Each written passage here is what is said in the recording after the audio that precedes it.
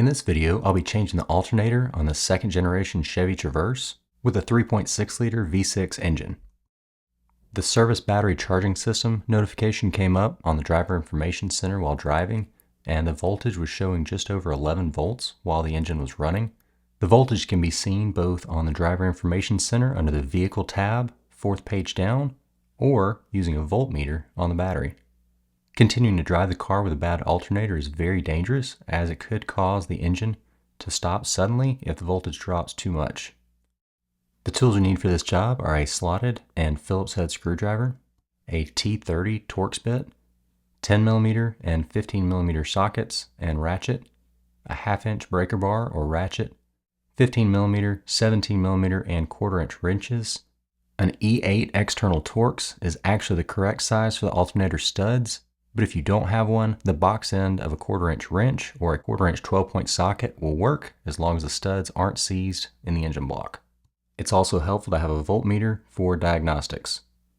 The alternator is located on the front of the engine on the left side. The first step to replace it is to disconnect the negative terminal of the battery. Using a 10mm socket, loosen the nut on the battery clamp, then slide the clamp up and off of the post. To access the alternator, you'll first have to remove the engine cover and airbox. The engine cover is held on by one T30 Torx screw in the middle. You'll also have to temporarily remove the oil fill cap. Then there's 2 rubber retaining grommets on the back. After removing the engine cover, replace the oil fill cap.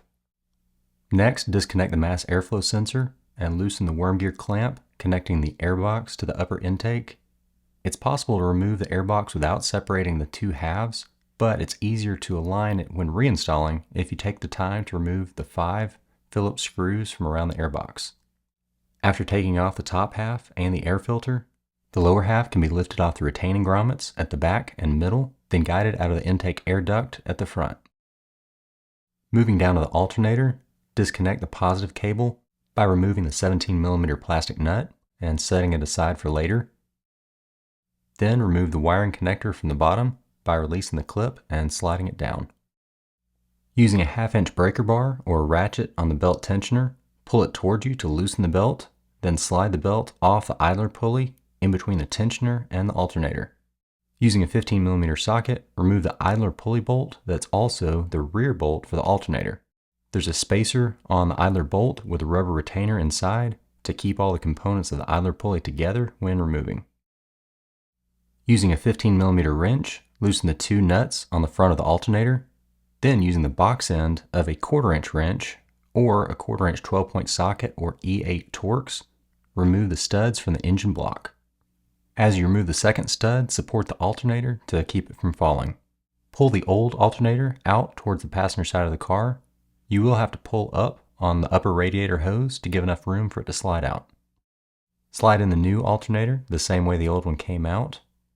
Reinstall the studs back in the engine block through the bracket on the top of the alternator. Tighten them all the way using the 1/4-inch or E8 external Torx. Slide the alternator up on the studs and get the 15mm nuts finger tight. Don't tighten them all the way yet, as you still want to have a little wiggle room for reinstalling the idler pulley.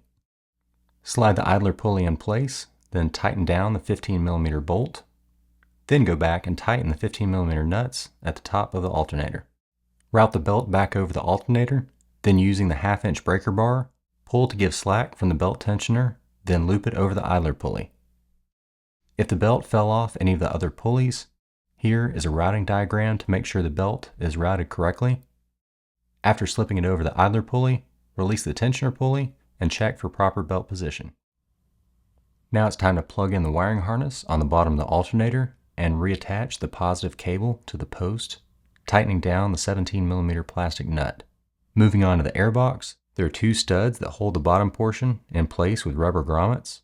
First, guide it onto the front intake air duct, then push it onto the rear retaining grommet, then the middle grommet. Reinstall the air filter, then the top half of the airbox, guiding it into the upper intake duct. Tighten down all 5 Phillips screws around the perimeter. Use the slotted screwdriver to tighten the worm gear clamp, then reconnect the mass airflow sensor. Remove the oil fill cap, then push the engine cover onto the top 2 studs. Tighten down the T30 Torx screw in the middle of the engine cover, Then reinstall the oil fill cap. Slide the negative battery terminal back on the negative post and tighten down the 10mm nut. Now it's time to crank up the engine and test the new alternator. When you first crank it up, depending on how low the battery was, you may get a reading in the mid 13-volt range, but it should rise back up to around 14 volts after a few minutes of the engine running. I hope you found this video helpful. If you did, please hit the like button. Also subscribe to the channel if you're not already, and check out my Traverse playlist for all my Chevy Traverse related videos.